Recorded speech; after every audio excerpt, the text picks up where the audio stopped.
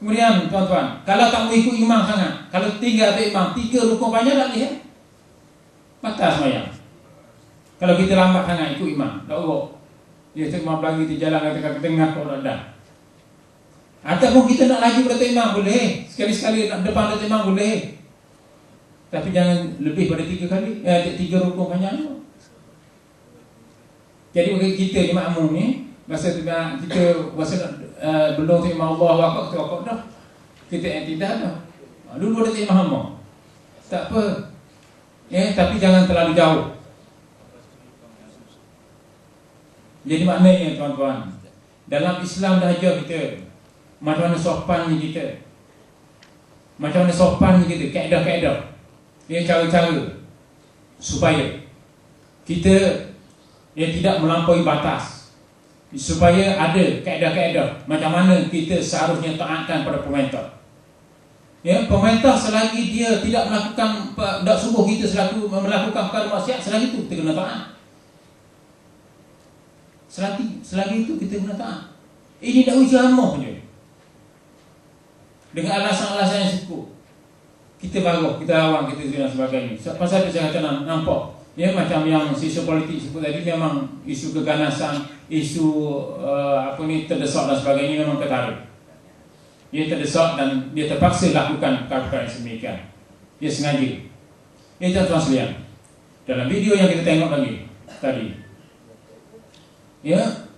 saya dengar suara lagi Datuk macam yang Muhammad bukan Muhammad Datuk Mustafa Ali sebut.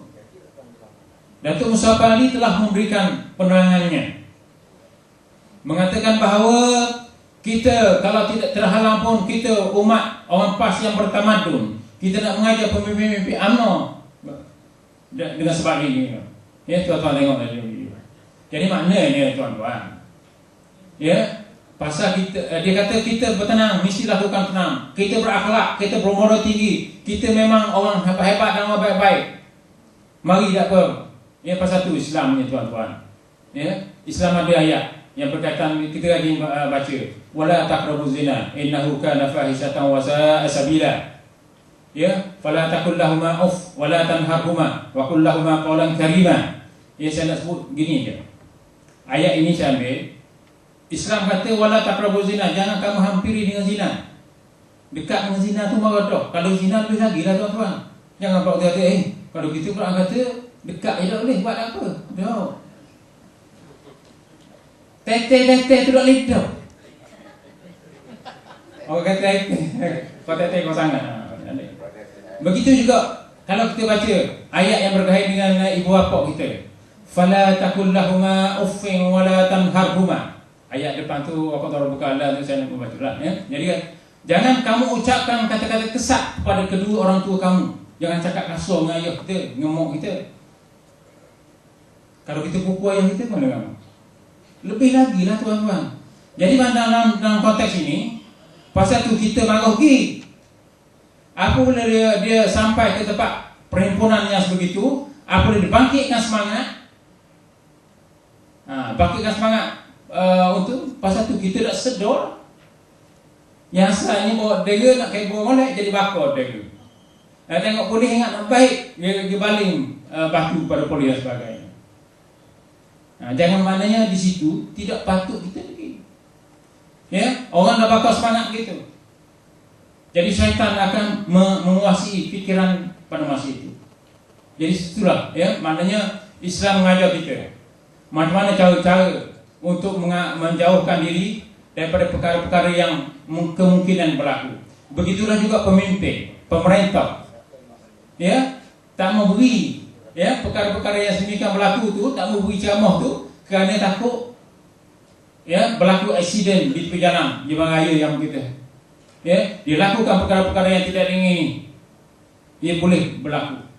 Pasal tu kita seharusnya kita di kalangan Tutup Imam, Tutup Bilal ini, kita harap kita boleh kerajaan panggil tuan-tuan pada hari ini, bukan kita kata tuan-tuan yang melakukan perkara hak itu.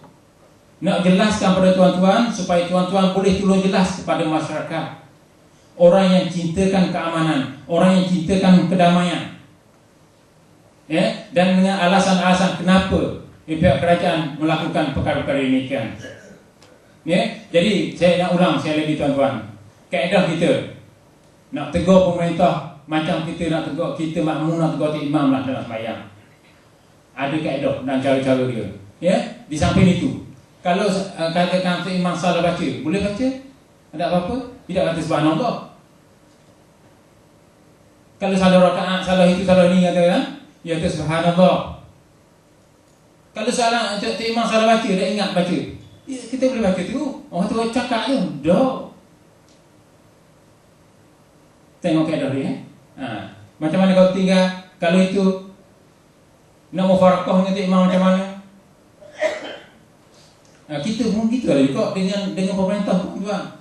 Ini yang kita nak supaya benda ni kita boleh terapkan dalam masyarakat kita.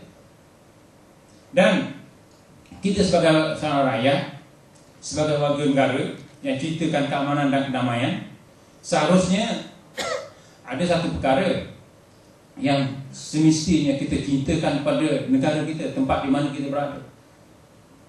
Ya, ketaatan kita. Ya, tempat di mana kita berada. Orang Melayu kata, di mana langit dijunjung, di situlah bumi kita pijak. Di situ bumi kita pijak, di situlah langit kita junjung. Begitu. Ya, jadi tuan-tuan sekalian, kerana sebut satu kaedah hukum lah, satu lagi tuan-tuan sekalian. Katakan beginilah. Ya, selalu berlaku bulan puasa. Ya, di kita dah pernah anak bulan. Di Arab pun selalu nampak anak bulan. Dia raya dulu, dia puasa dulu awal. Dia puasa awal sehari.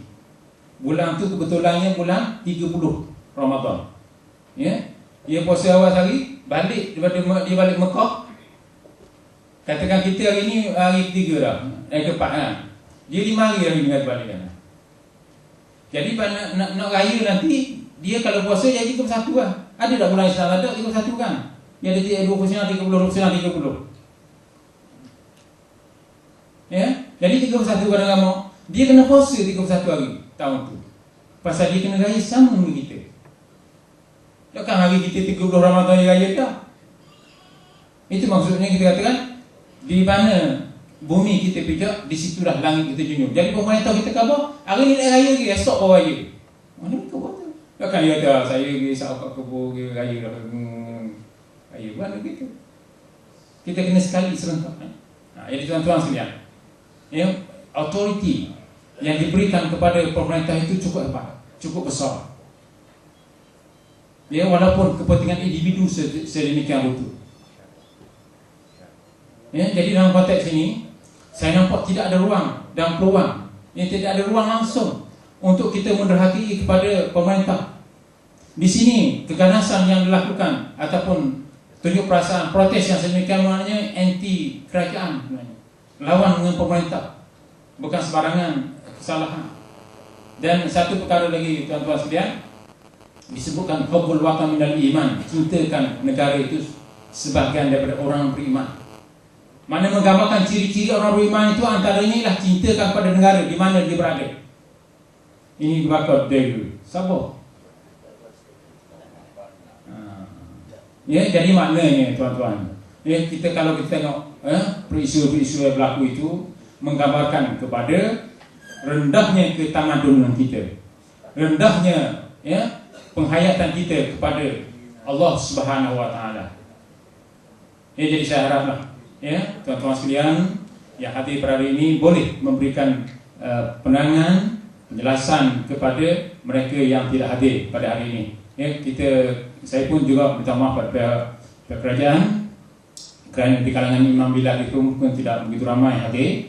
Ini kerana kita pakai SMS, pakai minta hadir itu sebagainya pasal dalam keadaan yang cepat ya, supaya kita boleh berkumpul di sini ya.